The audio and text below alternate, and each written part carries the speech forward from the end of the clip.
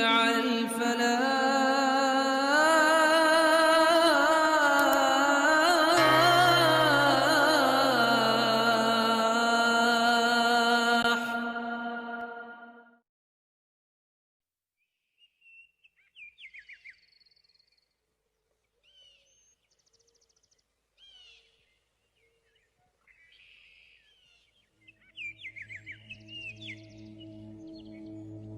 Ini sebuah video yang sangat singkat. Mudah-mudahan buat orang-orang sibuk zaman sekarang cukuplah tepat. Bagi yang ingin mendalami segala dalil dan data yang akurat, silahkan rujuk ke kitab-kitab fikih, tarikh, dan siasi yang tidak keramat, atau berdialog dengan pemimpin dakwah yang sabar dan berbakat. Pertama-tama harus jelas dulu bahwa Rasulullah memang tidak mendirikan khilafah dari semula.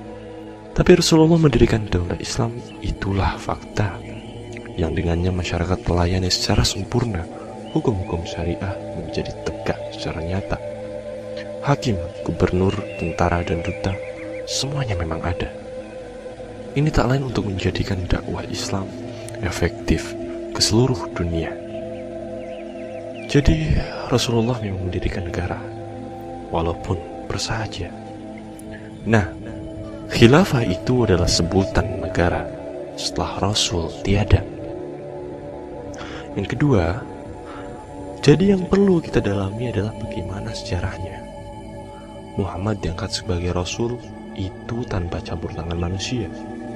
Tetapi dakwah Rasul itu punya tahapan-tahapan yang sempurna, yang semua menjadi hukum yang mengikat kita.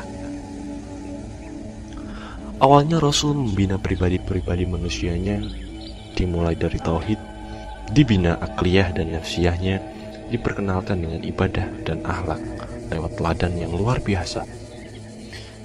Satu persatu para as-sabiqun al-awwalun, sahabat pionir, direkrutnya, sampai turunlah wahyu agar Rasul dakwah terbuka ke masyarakatnya, berpesan agar manusia beriman dan tidak menyekutukannya.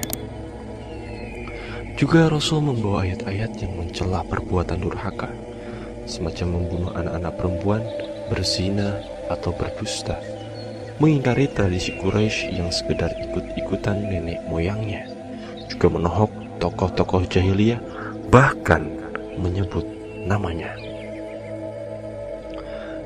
Sejak itu terjadi konflik peradaban. Rasul dimusuhi kaumnya. Meski begitu, tidak pernah Rasul dengan kekerasan menghadapinya. Pernah juga Rasul didatangi dan ditawari untuk berkuasa.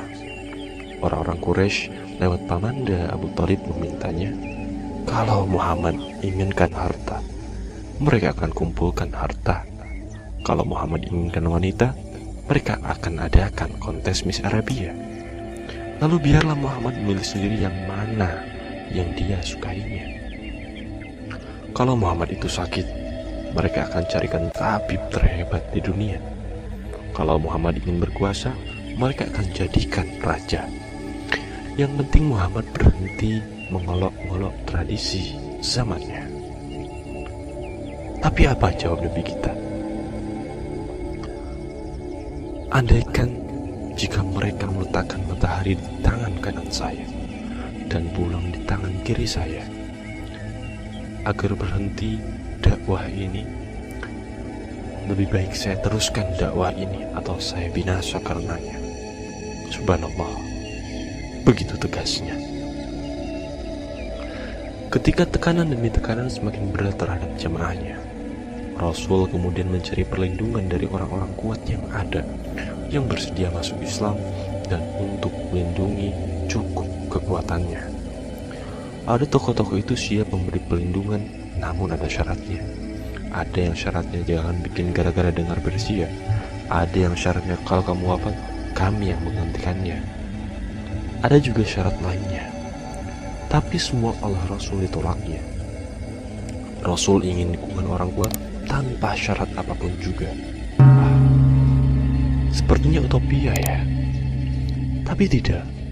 Karena ternyata suku Aus dan Khazraj dari Yasrib dibuka hatinya.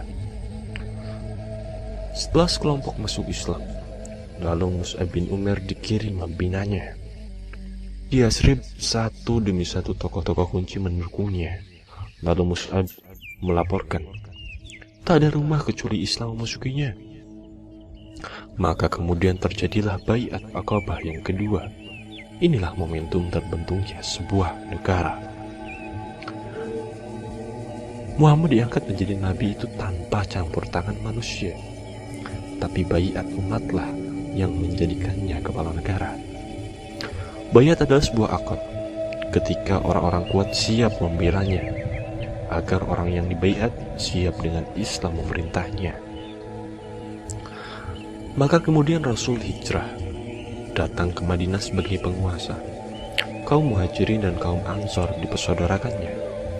Dengan Yahudi dan Nasrani dibuat piagam yang mengatur hubungannya. Baru saat itu Islam bisa diterapkan secara efektif seluruhnya. Sejak itu kemudian daulah Islam menghadapi kafir harbi dengan senjata. Hingga akhirnya kemenangan diraih ketika Mekah ditaklukkannya. Tapi Rasul tidak berhenti, karena timur dan barat telah dijanjikannya. Tidak untuk dijajah, tetapi untuk disampaikan nur dan rahmat pada mereka. Itulah misi negara khilafah selanjutnya. Sekalipun sejarah menunjukkan pasang surutnya.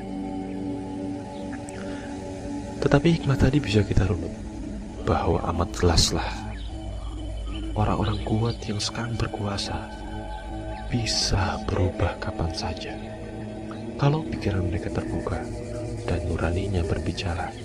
Dengan tiba-tiba mereka bisa ikhlas untuk Islam memberikan segalanya. Kita hanya ditugaskan untuk berdakwah dengan hikmah pada mereka.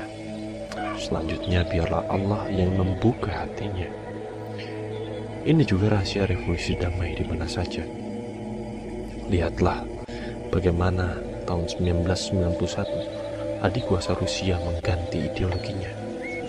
Lihatlah bagaimana Afrika Selatan yang apartheid diganti oleh Mandela.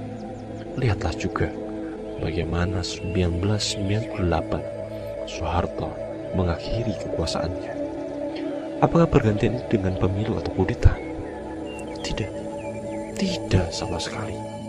Pergantian itu ada karena mereka yang berkuasa berubah pikirannya. Pertanyaannya, bagaimana merubah pikiran mereka? Mereka berubah pikiran karena orang yang tepat telah berbicara. Orang yang tepat yang mereka percaya itu belum tentu kita.